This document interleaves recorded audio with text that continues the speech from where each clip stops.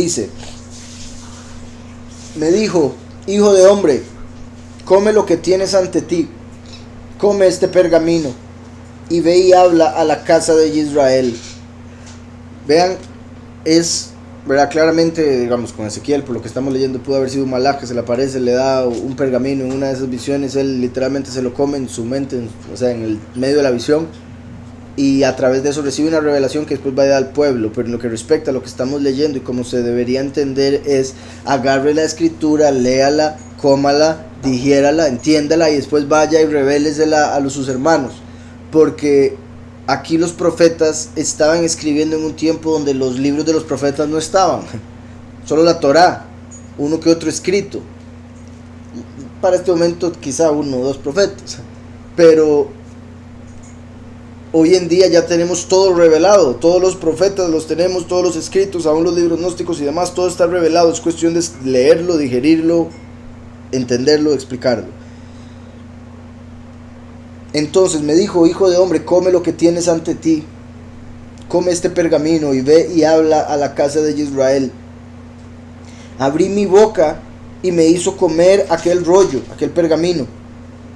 Me dijo, hijo de hombre, alimenta tu vientre y llena tus entrañas de este pergamino que yo te doy. Vean esto es también muy importante entenderlo porque está en el Antiguo Testamento. La escritura, Yahweh a través de la escritura nos está diciendo que Ezequiel y Yahweh le está diciendo, cómase un pergamino. Y yo creo, bueno, me imagino que los sacerdotes entienden que ahí no se refiere a comerse literalmente un libro, se refiere a leerlo y estudiarlo. Pero cuando habla la escritura de no comer cerdo, ahí sí se quedan con la dieta y con la carne, sin entender que es básicamente lo mismo, comerse una doctrina de cerdos, una falsa doctrina, o sea, una interpretación incorrecta, porque el cerdo tiene pezuña partida pero no rumía con la comida, entonces no puede digerir la comida bien, no puede entender la escritura correctamente y termina enseñando cosas que no son, por ejemplo. Entonces me dijo, hijo de hombre, alimenta tu vientre, pero el vientre del alma, ¿verdad? Alimenta tu vientre, o sea, alimenta tu alma con la escritura. Y llena tus entrañas de este rollo que yo te doy. Uno debería llenar las entrañas, el alma, todo su ser con la escritura, para que cada vez que tenga una pregunta, la respuesta de su propio ser sea algo que tenga que ver con la escritura, no algo que le diga a alguien de afuera, no una emoción. Es que siento cólera, péguele. Es que, no sé, siento tristeza, entonces me voy a echar a morir y dejo todo botado, etcétera, etcétera, todo lo que el corazón pone. Las emociones deben ser controladas y utilizarse como un vehículo, por eso se llama emoción o emotion, porque es de moverse, es lo que lo ayuda a uno a moverse, pero uno no puede guiarse por, es como si uno le dejara, bueno, hoy en día con el Tesla ya se puede, digamos, es bien peligroso, pero es como si dejara el carro manejar. Obviamente tiene que haber una cabeza con intelecto manejándolo. En esos Tesla pues ya ponen una computadora, que inteligencia artificial y todo eso, pero mi punto es, el vehículo no debería manejar, y eso, las emociones son como eso, debe ser utilizado como una herramienta, no debe ser lo que nos mueva, sino lo que utilizamos para llevar a hacer algo. O sea, a través de lo que sentimos, lo estudiamos y lo dirigimos correctamente según lo que nos diga el intelecto, la sabiduría que el Padre nos dé.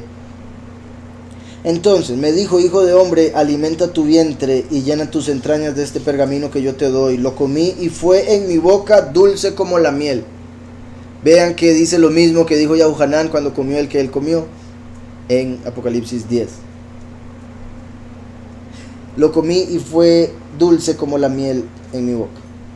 Luego me dijo, hijo de hombre, ve y entra a la casa de Israel y háblales con mis palabras. Porque no eres enviado a un pueblo de habla misteriosa ni de lengua difícil, sino a la casa de Israel. Eso es muy importante también por varias razones. Una, al decir ve y entra a la casa de Israel, quiere decir que se encontraba fuera de la casa de Israel. Por eso el último viene y lo ven como gentil, por venir de fuera de la tierra de Israel, sin entender que Moshe venía de fuera de Israel, e igual en realidad todos ellos, los patriarcas. Solo Yitzhak vivió en la tierra de Israel, pero ya por otras razones lo que él representa. Entonces dice después, porque no eres enviado a un pueblo de habla misteriosa. Esto es particular también, porque, bueno, por un lado, obviamente en este tiempo le está diciendo, no le estoy mandando a hablarle a gente de otras naciones, lo estoy hablando a enviarle, pero lo estoy enviando a su propia gente, es su propia lengua, no va a ser difícil que les hable. De fijo lo mismo se cumple con el último, en cierta manera, en el sentido de como los 144,000 estarían entre las naciones en el fin de los tiempos, principalmente en un tipo de naciones, y por ende el último vendría con ese mismo idioma que ellos, porque todos están dispersos. Por otro lado, o sea, en eso a lo que me refiero es como que hoy en día sería como decir, no te estoy mandando a hablarle a los chinos, usted habla español, hábleles en español, tranquilo. Hoy en día, bendito Yahweh, ¿verdad? Porque obviamente los chinos se pueden salvar y demás, mi punto era el ejemplo. Bendito Yahweh, hoy en día con la tecnología uno puede, digamos, por ejemplo, predicar en español o escribir algo en español, y con la tecnología se puede traducir. Entonces al final el punto hoy en día no es necesariamente el lenguaje, sino la comprensión que se da a través de la palabra, como en sí el explicar la escritura, lo que veíamos de Yahushua, lo que hacía con las parábolas, por ejemplo, o más allá, explicar la parábola, como explicar que la levadura de los fariseos es la hipocresía. Eso facilita el entendimiento, por ende no es lengua difícil de entender, ¿sí me explico?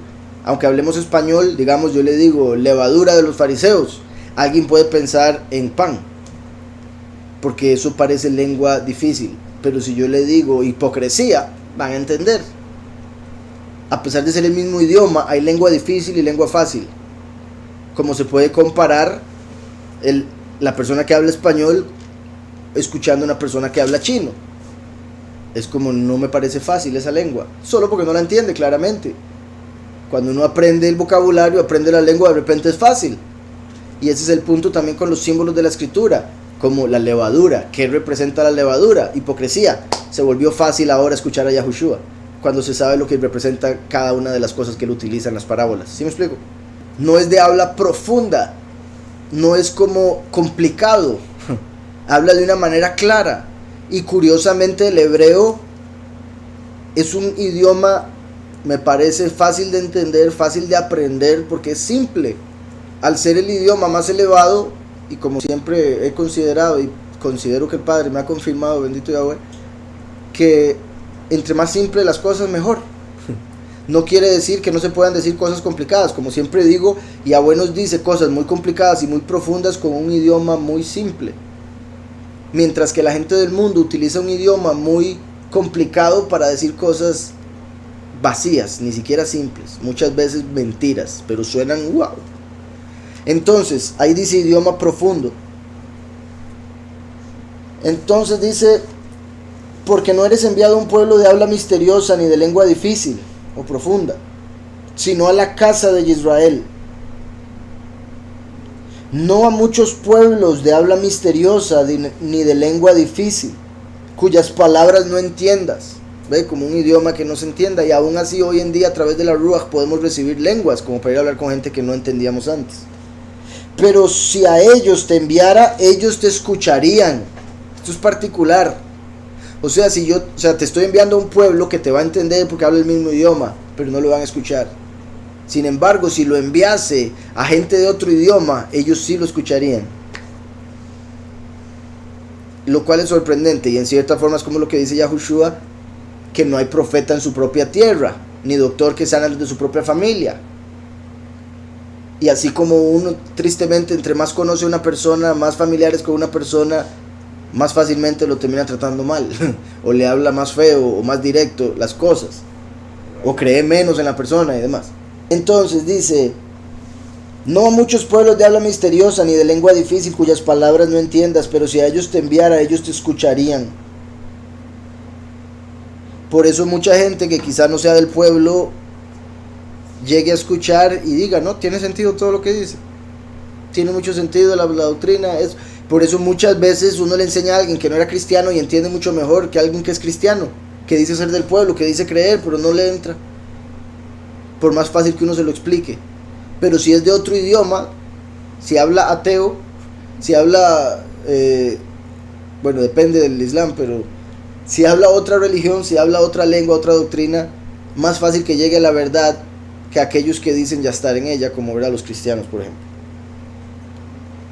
Pero si a ellos te enviara, ellos te escucharían. Pero la casa de Israel no te querrá oír, porque no me quiere oír a mí. Vean qué perfecto eso. Bueno, es triste, pero me refiero perfecto en la forma en que se cumple en este tiempo. No te van a oír. ¿Por qué? Porque no me quieren oír, así de simple. Ahí vemos cómo Ezequiel representa a Yahweh mismo. Como decía, la manifestación del último. No te van a oír. ¿Por qué? Porque no me quieren oír. Ellos dicen que le aman, ellos dicen que le alaban, ellos saltan, brincan, van todos los domingos, dicen leer la escritura, pero en realidad cuando se trata de oír la verdad no quieren. Dice, pero a la casa de Israel no te querrá oír porque no me quiere oír a mí, porque toda la casa de Israel es dura de frente y obstinada de corazón. Dura de frente y obstinada de corazón, son cabezas duras, ¿verdad? Es un término que se conoce, y así es el pueblo entero de Israel. Cabeza dura. Y esto que viene es muy particular también. Dice, yo he hecho tu rostro fuerte contra los rostros de ellos y tu frente fuerte contra sus frentes. Como el diamante, más fuerte que el pedernal he hecho tu frente. Entonces, yo he hecho tu rostro fuerte contra el rostro de ellos. Eso me parece a mí tan sorprendente. Siempre me ha gustado mucho por el hecho de que está diciendo ellos son de rostro duro, cabeza dura, cara dura. Pero por eso, como te envío a hablarles a ellos, te hago el rostro todavía más duro. Y se estaba presentando lo de ser rostro duro como algo negativo. Entonces ahora Yahweh está diciendo, te voy a hacer el rostro más duro. Entonces al final lo negativo no es tener rostro duro. Lo negativo es poner el rostro duro hacia la verdad. Y como el último va a venir con un rostro duro hacia la mentira, los del mundo lo van a ver como el enemigo. Como, este hombre es demasiado terco, demasiado necio, demasiado obstinado, cabeza dura, dura cerviz, se le dice y no cambia. ¿Sí me explico? Entonces, aquello de lo cual son culpables los muchos, es lo que van a culpar al último, por su forma de hablar. Lo van a culpar de rebelde, de ir en contra de la verdad, de ir en contra de la escritura, por ir en contra de la letra, que mata.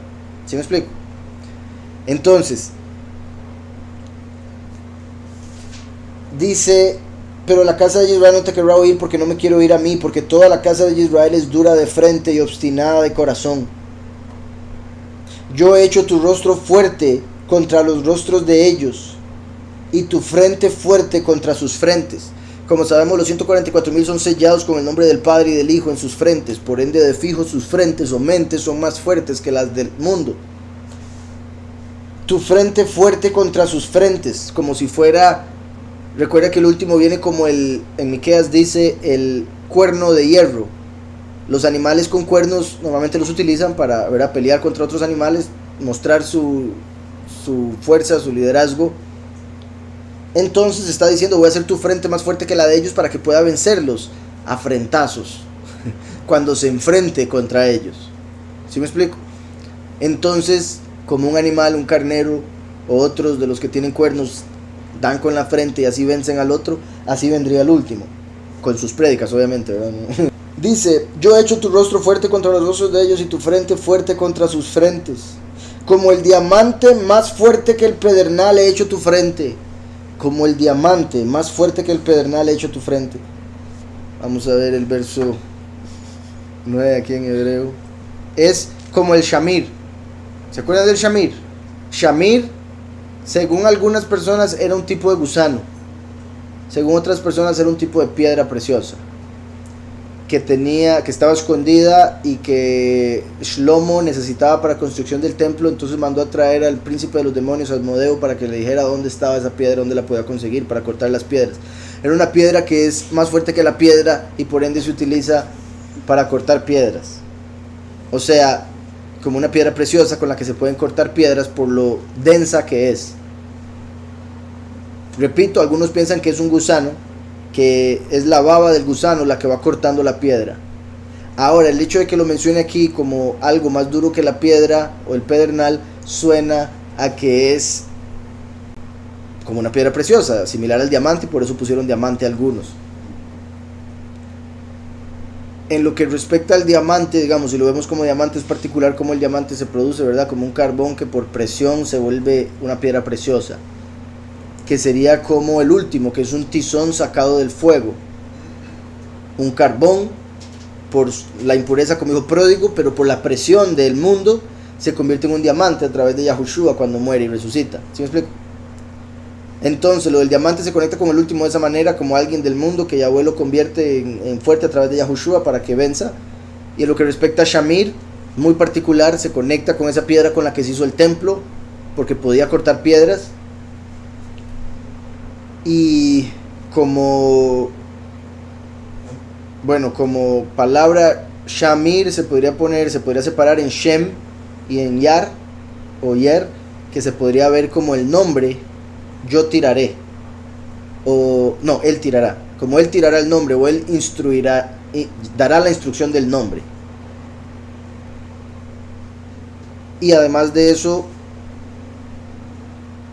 al decir que es más duro que el pedernal, es muy poderoso porque Yahushua es la piedra angular. Por eso es que, entre otras cosas, Yahushua dijo que se tenía que ir para que se pudiera dar el doble, se pudiera dar el espíritu, se pudieran dar otras cosas. Y por ende el último, ahora que viene como la segunda manifestación, pero tiene la primera manifestación para defenderlo, es más duro que una piedra cualquiera. ¿Sí me explico? Vino primero como piedra angular, ahora viene como el Shamir. Y al ser Shamir también se conecta con Shamar el hebreo, que quiere decir él guardó o él guarda, como el que guarda la Torá o el que guarda la verdad. Entonces dice como el Shamir, más fuerte que la roca.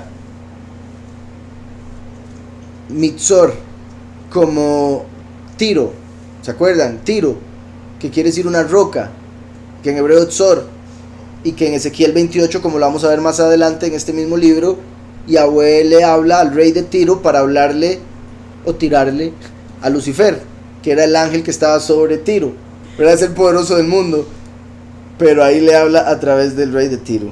Entonces aquí está diciendo como el Shamir, más fuerte que el Tiro, más fuerte que Tzor, más fuerte que la roca, o sea, más fuerte que el poderoso de este mundo. Los de este mundo son rebeldes y sus frentes son como la roca porque siguen al poderoso de este mundo, que es como Tiro, como el rey de Tiro. También curioso que dice Kashamir Hazak Mitzor, como el Shamir más fuerte, Hazak, que es de donde viene el nombre Hizkiyahu y el nombre Yehezkel, el verbo en sí, Hazak. Y como dije ahora, Hizkiyahu y Yehezkel son los dos hombres que en el judaísmo se cree que se iban a convertir en Mashiach. Y aquí vemos que le está diciendo te haré más fuerte, Hazak, con el mismo verbo del nombre de él. Después dice, entonces como el Shamir, más fuerte que el pedernal he hecho tu frente. No los temas ni tenga miedo delante de ellos, porque son una casa rebelde. Verso 10. Me dijo, hijo de hombre, toma en tu corazón todas mis palabras que yo te diré, y pon mucha atención. Pon en tu corazón todas mis palabras. Recuerden que la escritura dice que la boca habla de lo que se tiene en el corazón. Por eso le dice, ponga en su corazón todas las palabras. No solo las escuche, sino llévelas al corazón. Porque si usted solo las escucha, se le van a salir por el otro oído. Pero si las lleva al corazón, va a empezar a hablar de ellas. Una vez que las entienda, obviamente, ¿verdad? Bueno, hay gente que habla antes de, pero la idea es llévelas al corazón y déles vuelta hasta que las entienda y ya después las habla. Dice, hijo de hombre, toma en tu corazón todas mis palabras que yo te diré y pon mucha atención. Luego ve y entra a donde están los cautivos, los hijos de tu pueblo. Háblales y diles, así ha dicho Yahweh el soberano, ya sea que escuchen o que dejen de escuchar. El espíritu me elevó y oí detrás de mí una voz de gran estruendo que decía, Bendita sea la estima de Yahweh desde su lugar. En el verso 12, y me elevó un ruach, y escuché detrás mío una voz, Aharai Kol, Aharai como de Aharón, el último. Aharón quiere decir último, Ahar quiere decir otro o atrás. Y escuché detrás mío una voz como un gran estruendo que dijo: Baruch Kebod Yahweh, bendito el Kabod de Yahweh, bendito el honor, el esplendor de Yahweh desde su lugar, de su lugar, Makom, desde su Makom. Verso 13.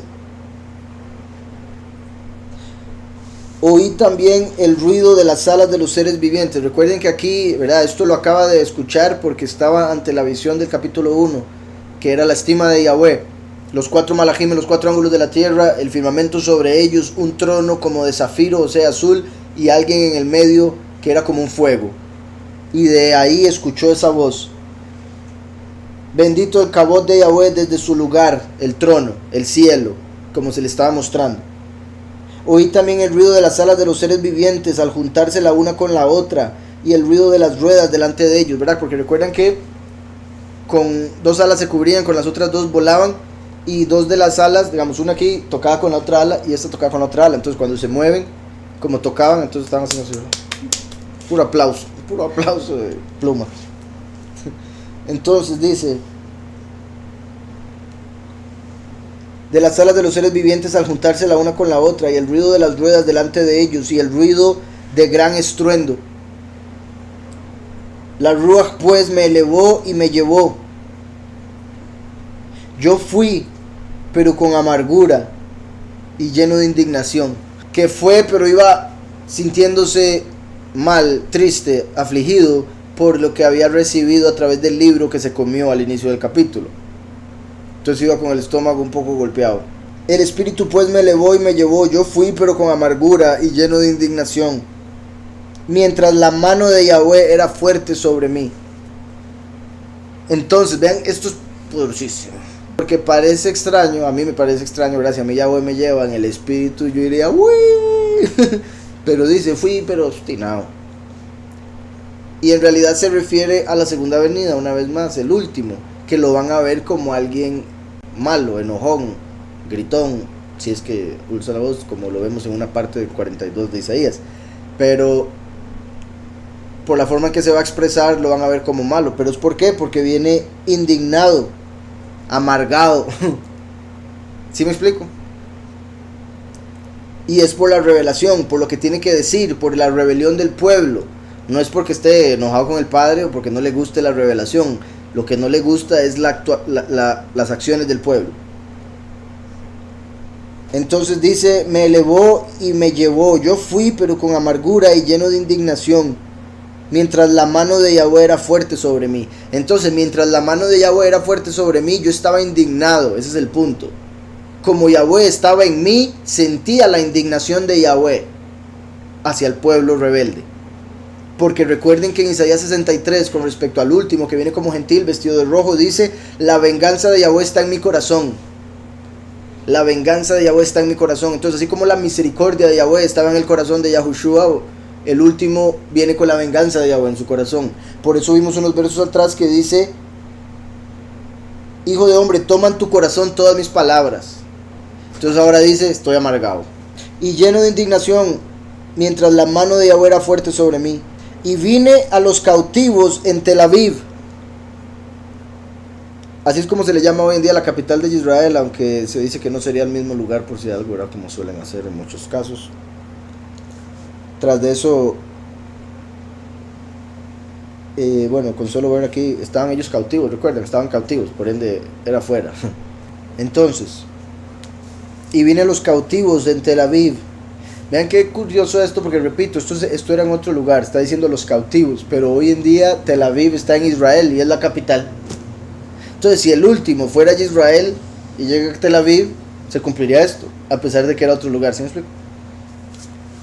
Y vine a los cautivos en Tel Aviv que moraban junto al río Quebar, y me senté junto con ellos. Allí duré 7 días, permanecí atónito entre ellos, ¿verdad? Por la revelación que había tenido. Llegó a donde ellos, pero que me imagino toda la gente, ¿qué le pasa a Ezequiel? Y vine a los cautivos en Tel Aviv que moraban junto al río Quebar. Quebar quiere decir larga distancia, y también largo distancia en tiempo. Entonces sería como en el fin de los tiempos, largo de donde sale sería Tel Aviv, como hoy en día, por ejemplo, para nosotros Tel Aviv queda largo. Y me senté junto con ellos allí durante 7 días, que se conecta con la última semana de Daniel, como la semana en la que se da el Apocalipsis, como el libro que revela los ayes, cantos fúnebres y gemidos, ¿verdad? Durante 7 días permanecí atónito entre ellos. Aconteció que al cabo de los 7 días vino a mí palabra de Yahweh diciendo: Hijo de hombre, yo te he puesto por atalaya a la casa de Israel. Oirás pues mi palabra y los amonestarás de mi parte. Esto es muy importante entenderlo porque, ¿verdad? Obviamente le está hablando directamente a Yehezkel, se conecta con lo que le dice al último, pero es para cada uno de los 144,000. En realidad para todo el mundo, pero principalmente se va a ver con los 144,000. Dice: yo te he puesto por atalaya a la casa de Israel, oirás pues mi palabra y los amonestarás de mi parte. Cuando yo diga al impío, de cierto morirás, si tú no lo amonestas ni le hablas, para que el impío sea advertido de su mal camino, a fin de que viva, el impío morirá por su maldad, pero su sangre demandaré de tu mano. Entonces dice, si usted le tiene que decir algo a alguien, si yo le digo que le diga algo a alguien, como por ejemplo, si usted no deja de actuar así, puede morirse en pecado, caer en sufrimiento, etc. Entonces, si usted no lo hace, la persona va a terminar muriendo en su pecado, pero lo voy a culpar a usted de su sangre, como si usted lo hubiera matado. Sin embargo, como va a decir, si usted viene y le dice, usted se salva de su sangre. Allá la persona si hace caso o no. Si sigue en el pecado, se muere como se lo merecía. Si se salva, bendito Yahweh, porque acaba de salvar un alma. Entonces, dice: a fin de que viva, el impío morirá por su maldad, pero su sangre demandaré de tu mano. Pero si tú amonestas al impío y él no se convierte de su impiedad y de su mal camino, él morirá por su maldad, pero tú habrás librado tu vida. Si el justo se aparta de su justicia y comete maldad, y yo pongo tropiezo delante de él, él morirá. Vean eso. El justo se aparta de Yahweh, empieza a hacer lo malo, entonces Yahweh pone tropiezo delante de la persona por haber sido justo y de repente buscar la maldad a pesar de conocer la justicia. Yahweh permite que el enemigo haga que tropiece y caiga y por ende muera. Si el justo se aparta de su justicia y comete maldad y yo pongo tropiezo delante de él, él morirá, porque tú no lo amonestaste, en su pecado morirá. Y sus justicias que había hecho no serán tenidas en cuenta, pero su sangre demandaré de tu mano. Obviamente, si un justo se aparta de la verdad para hacer maldad, ya queda entre los impíos a los que Ezequiel fue mandado a hablarles para que se convirtiesen de nuevo a la verdad. Entonces, si el justo se aparta de su justicia y comete maldad y yo pongo tropiezo delante de él, él morirá, porque tú no lo amonestaste. En su pecado morirá, y sus justicias que había hecho no serán tenidas en cuenta, pero su sangre demandaré de tu mano. Pero si amonestas al justo para que no peque, y no peca, de cierto vivirá, porque fue amonestado, y tú habrás librado tu vida. Entonces eso sí, hay que tener mucho cuidado con la forma en que se amonesta, ¿verdad? Mucho cuidado. Muy importante la humildad, la comprensión, el ponerse en los zapatos de la otra persona. Si uno nunca ha pecado igual, no va a poder entender bien lo que la otra persona siente. Y eso hay que tenerlo claro, como para no juzgarlo como, oye, usted sí es así y así, cuando la persona nunca lo ha hecho. Entonces no lo ha experimentado, está claro. Entonces ponerse en los zapatos, si usted lo ha experimentado, bendito Yahweh, porque lo va a ayudar más fácilmente, o usted va a poder ponerse sus zapatos literalmente. Bueno, no literalmente, pero se los tendría que poner. Si no, usted va a poder decir, yo viví lo mismo. Pero si no lo ha vivido, tiene que uno abrir la mente como para saber, bendito Yahweh que no lo he vivido, porque vea lo que está pasando la persona ahora por eso, por esa debilidad, por ese pecado. en vez de decir yo no lo he vivido porque yo soy muy carga. ¿Sí me explico? Decía, pero si amonestas al justo para que no peque y no peca, de cierto vivirá porque fue amonestado y tú habrás librado tu vida. Vino allí la mano de Yahweh sobre mí y me dijo, vean esto, obviamente uno entiende que llegó Yahweh a él y le habló, pero dice, vino la mano y me dijo, como si fuera la mano la que habla. ¿Verdad? El hecho de que dice que la mano le habló se puede entender así, pero en realidad recordemos que el brazo es Yahushua, Yahushua es la palabra, la mano es el último y la mano es la voz, el último es la voz. Entonces por eso se le manifiesta la mano y le habla, porque es una representación de Yahweh como el que trae justicia, el reino de Yahweh, etc. Entonces dice, vino allí la mano de Yahweh sobre mí y me dijo, levántate y sal al campo, y allí hablaré contigo. Levántate y sal al campo. Primero que todo dice levántate en el verso 22. Vamos a ver, dice,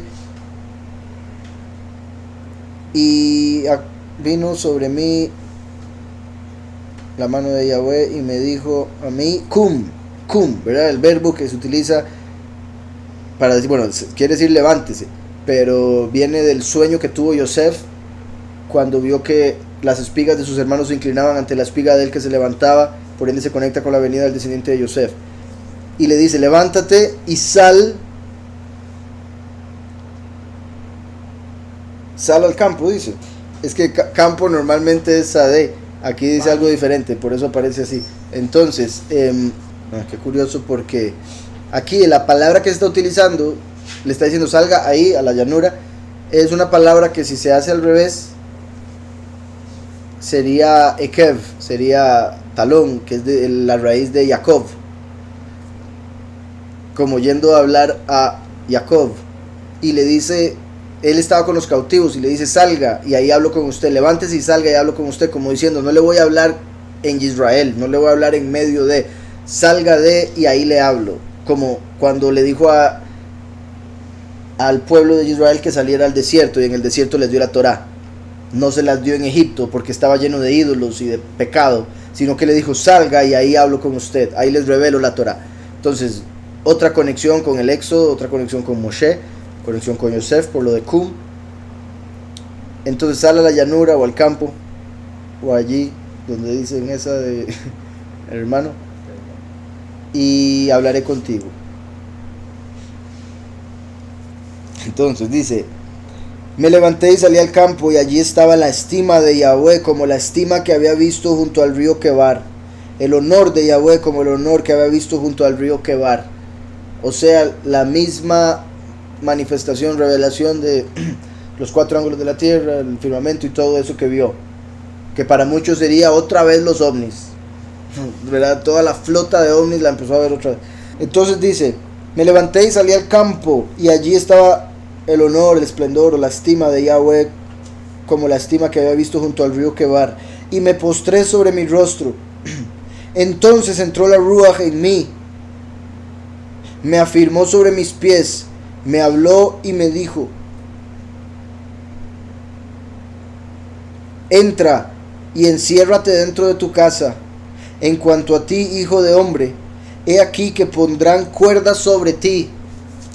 Vean como ya Yahweh le está avisando, pero vaya a meterse a la casa porque lo van a ir a buscar. Se conecta con lo del fin de los tiempos, del último, que igual que Yosef fue escondido del resto de la gente por 12 años, posiblemente sucedería algo similar con el último, como aquí le está diciendo vaya métase en la casa, y le manda, después veremos, unos días para que esté acostado de un lado, otros días para que esté acostado del otro lado, casi que un año entero acostado pasó el pobre. Y en sí se podría decir, quizá lo vamos a ver después, como que cuando va a dormir, duerma siempre del lado derecho durante tal cantidad de días cuando va a dormir, pero también se podría ver como que pasaba el día así, ¿verdad? Después lo veremos cuando lleguemos a ese punto. Y lo menciono porque curiosamente había estado 7 días con los cautivos y ahora le dice vaya métase a la casa, y cuando le dice que se meta en la casa le da unos números de días. Cuando sumamos todo eso, primero que todo, lo que definitivamente confirma es que el año hebreo no es lunar, como dicen los judíos, porque si fuese así, aquí el año sería mucho más corto, y en Ezequiel vemos que es de 364. Y es más, algunos consideran, solo que yo he hecho el cálculo, me parece que tal vez fallan ahí en algo, pero bueno, algunos consideran que estos capítulos donde se mencionan días, 7 días aquí y después los otros días por allá, cuando se suma todo, parece confirmar, ¿se acuerdan el ajuste que hacemos nosotros cada 7 años?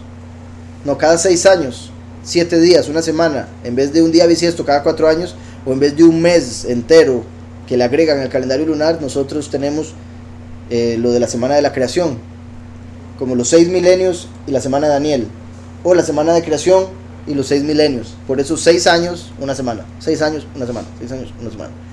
Y eso parece ser confirmado en los libros del Mar Muerto, por si algo. Pero a lo que voy es que algunos consideran que esa semana de creación que se le agrega para ajustar el calendario, para que sea de 364, se puede ver aquí en estos 7 días, como la semana de creación, y después el año extra. Espero eso esté claro. Entonces dice: entra y enciérrate dentro de tu casa. En cuanto a ti, hijo de hombre, he aquí que pondrán cuerdas sobre ti, y con ellas te atarán, y no podrás salir para estar entre ellos. Vea lo que les decía, eso representa como el último Yahweh, a través, o sea, de diferentes maneras, no necesariamente literalmente, lo ataría, igual que quedó preso Yosef, quedó preso Moshe, 10 años, no aparece en la Torah, aparece en Yashar, 10 años preso, Moshe antes de ser llevado a hacer el éxodo, Yosef 12 años preso, antes de salir a ser el virrey, y ahora vemos Ezequiel que Yahweh lo manda a la casa, igual. Entonces similar sucedería con el último, antes de que salga a la luz o que empiece el ministerio, Yahweh, por decirlo así, lo encerraría, quizá para formarlo, para que estudie y demás. Además de que entendemos que los 2 testigos los van a literalmente encerrar en cárcel por 10 días. Entonces va a llegar un momento donde sí los van a agarrar y encerrar. Eso se parece a cuando Yahushua le dijo a Pedro: cuando eras niño te vestían, te decían a dónde ir, cuando creciste ibas a donde querías, pero cuando te hagas viejo otra vez te van a agarrar y llevar a donde no quieras, dándole a entender que lo iban a atrapar y llevarlo a morir. Entonces similar acá: he aquí que pondrán cuerdas sobre ti, y con ellas te atarán, y no podrás salir para estar entre ellos. Haré que se te pegue la lengua al paladar. Qué feo. Similar a lo que vemos, el dolor por el que pasa Job, por ejemplo. Aquí parece también indicar el hecho de que no lo iba a dejar hablar, así como lo iba a meter a casa, no iba a dejar que se pudiera comunicar. Y vuelvo y repito, aunque literalmente pudo haber sido como Zacarías, que quedó mudo un tiempo hasta que nació Yahuhanán el inmersor,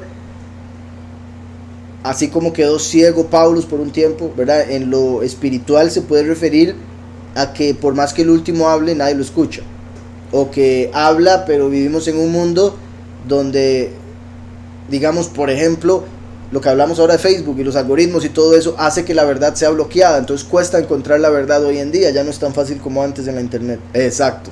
Como la gente amarrándole para que no sea escuchado, para que no salga a la casa, lo amarra a él para que no se pueda mover, etc. Entonces dice: con ellas te atarán y no podrás salir para estar entre ellos. Haré que se te pegue la lengua al paladar y estarás mudo, y no serás para ellos un hombre que reprende.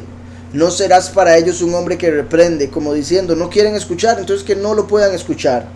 Y con esto voy un momento a Isaías 42. ¿Se acuerdan que les he dicho de Isaías 42 que se refiere a la venida del último, que Yahweh lo manda espiritualmente hablando ciego y sordo, para que después nadie se pueda quejar, nadie pueda decir: es que él todo lo sabía, él todo lo entendía, sino que todos vinimos al mundo ciegos y sordos espirituales, y debíamos buscar a través de Yahushua la luz para poder ver, y del Mesías también para poder oír la palabra y entender. En el 42, verso 19, dice: ¿quién es ciego sino mi siervo? ¿Quién es tan sordo como mi mensajero que envié? ¿Quién es tan ciego como mi escogido, tan ciego como el siervo de Yahweh, que ve muchas cosas y no advierte, que abre los oídos y no oye? Ahora vemos que de Ezequiel queda lo último, mudo, y dice: estarás mudo y no serás para ellos un hombre que reprende, porque son casa rebelde. Pero vean lo que dice en el 27: pero cuando yo te haya hablado, abriré tu boca, que sería como estarás amarrado Vas a ser como uno que no reprende por la falsa doctrina que te va a amarrar, y lo que digas no va a ser verdadero por el error en el que estarás, y por ende sería como uno que no reprende, como los de hoy en día, que uno va a las iglesias del mundo y no reprenden, solo cosas bonitas, solo las promesas, solo dinero, no reprenden. Serás como uno que no reprende, las iglesias de hoy en día. Pero llegará el día donde Yahweh le hablaría, le revelaría la verdad, por decirlo así, le abriría los ojos, los oídos y la boca para que vaya a predicar, y en este caso reprender. Pero cuando yo te haya hablado, abriré tu boca y les dirás: así ha dicho Yahweh, el soberano. El que escucha, que escuche. El que escucha, que escuche. Y el que no quiera escuchar, que no escuche. Porque casa rebeldes son. Una vez más lo de rebeldes, una vez más lo de que el que quiera escuchar, que escuche, y el que no, que no. Y vean qué curioso, porque le habló en el capítulo 1 y le reveló su estima, que fue como Yahushua a la derecha del Padre. Ahí obviamente vio, bueno, ya lo había visto desde antes, pero me refiero, Yahushua viene la primera vez y asciende a la derecha del Padre, sentado a la derecha de esa estima que vio Ezequiel. Después lo envía a decirles unas cosas a los que estaban cautivos en Tel Aviv. Curiosamente, el Tel Aviv de hoy es en Israel, y Yahushua fue a Israel como la primera revelación de Yahweh en la tierra, como la primera revelación de su estima, por decirlo así. Fue a Israel y les habló en la semana 69. Recuerdan que las 70 semanas de Daniel pasarían 62 y 7 semanas y llegaría Mashiach, pero lo rechazarían y no le quedaría nada. Después vendría el Nagid, el príncipe, que va a confirmar el pacto por una semana más. Curiosamente, después de esa primera semana se le vuelve a manifestar la estima de Yahweh a Ezequiel, como si fuera la segunda venida, y le dice que va a estar amarrado y encerrado como uno que no reprende, como diciendo: la primera venida vino sin pecado, les reprendió a los fariseos, no lo escucharon. Ahora en la segunda venida viene, pero empieza amarrado, no va a reprender, no va a entender, hasta que yo le hable, entonces sale a hablar. ¿Sí me explico? Diferente a Yahushua, que vino desamarrado, vino libre. El último viene amarrado, como Yosef fue vendido como esclavo, etc.